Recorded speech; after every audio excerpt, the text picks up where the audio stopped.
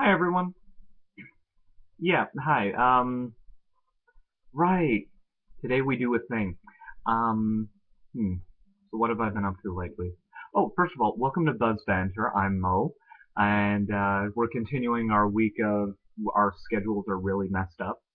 And today I'm going to be talking to you apparently about the new Mass Effect 3 DLC, which just dropped today. Uh, Today being February the 26th.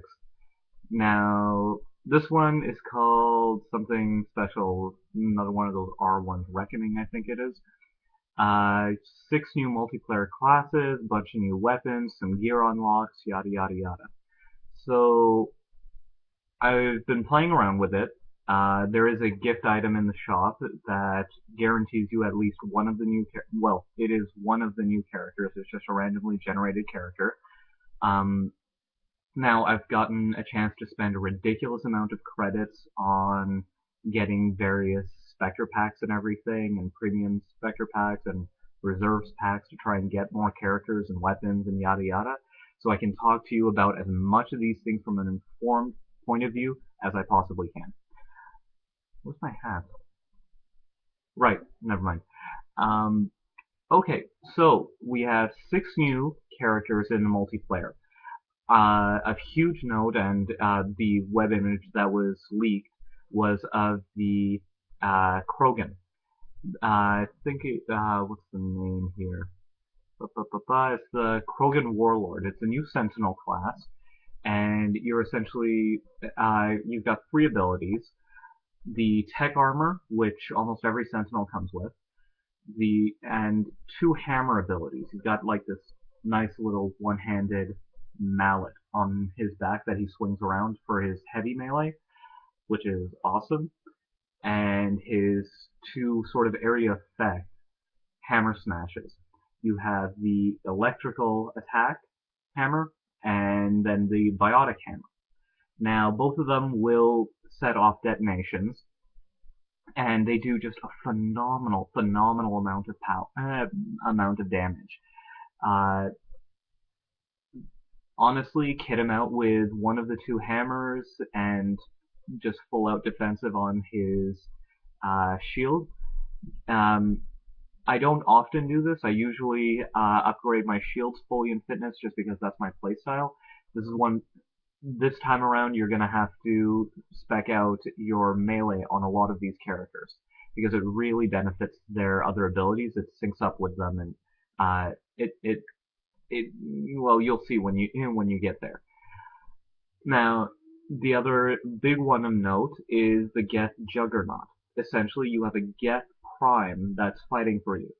Comes with a couple of the abilities: a deployable shield, which enemies and allies can walk through without issue, but it stops all power usage and shots going either way.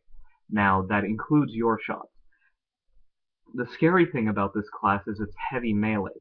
He basically holds up an Omni tool and kind of Darth Vader chokes whoever's in front of him. It'll damage armored opponents, but it won't hold them. But up against something like, I don't know, a Phantom, you just hold her there and you just, yeah, Vader choke them to death. This is incredibly useful if you just put your back to a corner and set your shield in front of you and just farm the choke. It's actually ridiculously broken in that sense. So the Geth Juggernaut's your soldier character. Now you have the Cabal Vanguard. This one I haven't seen it in play yet, so I can't really talk about it. I ended up with the Talon Mercenary, which was a class that's based on easily my favorite character in the Mass Effect franchise, Zaid Masani. His character model is very heavily influenced by him, and he's got a different sort of a play style. Rather than having standard melee attack, instead he has a wrist-mounted crossbow. And his abilities, you have a rechargeable ability, which is a trip mine that is having some issues right now, which I'm assuming is going to get fixed in a patch. Essentially, it doesn't. It's a trip mine that it lays down a laser sight and everything, but it's very hard to get it to go off walking through the laser sight. a lot of the times it doesn't work. You're better suited right now just firing it next to whoever you want it to blow up on. It starts off at a base 1,200 damage, which you can then upgrade, so it's incredibly powerful when it goes off. It's just that it's kind of buggy on when it goes off. Now, this is what makes him really different. His other two abilities are basically arrow powers. One to take down shields, which is a concussive shot, and another one that just does straight up damage and armor piercing. When you use it, you'll notice that on his shoulder, arrows show up. 3 if you're using the shield breaker, 2 if you're using the armor penetrator. That's how many shots you have. Basically, to use his powers, you set that, and then you fire either his melee or his heavy melee. Heavy melee, basically, it just takes a second to focus in on a target. The auto lock's very nice, but it kind of locks you down into the direction that you're looking in. You can't look around too easily. So it's a very different sort of a play style. It's the one that I got. I'm a big fan of Zaid, and honestly, it takes some getting used to because it plays very differently than any other class, but you know what? I'm enjoying my time with it, and I'm going to definitely see if I can make it work well. Um, both of those arrow abilities aren't charge abilities, they're grenade abilities, so you can load this guy up with some fairly heavy weaponry, just give him the 2 arrow upgrades and use them as necessary. So after that, you have the Talon Mercenary. Now, the Talon Mercenary is, I think, an adept class. They, oh, sorry, they're not the adept class. I'm trying to remember what they are. I think they're the engineer. No, the Talon's the engineer. Whatever, there's something. Um, basically, if you played Omega, the girlfriend, that Turian that helps you out, whose name I can't remember because she wasn't around for long enough for me to remember. It's her. Very interesting class to play. I've seen it used to great effect, and I've seen a lot of other people just complain about it. Um, it's another one of those classes where it either works for you well or it doesn't at all. Not really too much I can say about it because it isn't something that I've unlocked and like really done too much research into. Now you have the Alliance Infiltration Unit, essentially Edie. Now that she's on the Normandy, the Alliance basically scanned her and started putting her into mass production or something. It's an infiltrator class with some interesting abilities. But the most impressive of which is actually your repair protocols. Basically, you'll never need a metapack again. When you use the repair thing, mechanical repair power, if you go down within 20 seconds of using the ability, you just auto-revive. It makes it an incredibly hard class to keep down if the person playing with it has a good idea, like a good sense of the battlefield, and generally knows when they're in trouble. Which, I gotta say, after playing online for a while, not a lot of people do, myself included.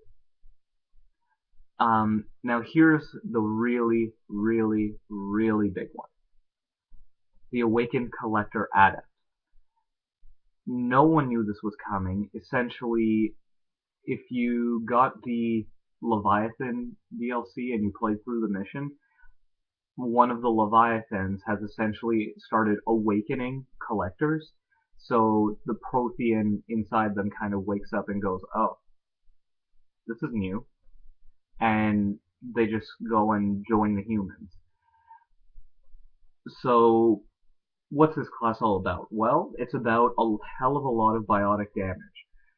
You don't have too many, you don't have, excuse me, you don't have any detonators really for the class, but you have a lot of charging abilities. The big one being, I think it's either Dark Orb or Seeker Swarm.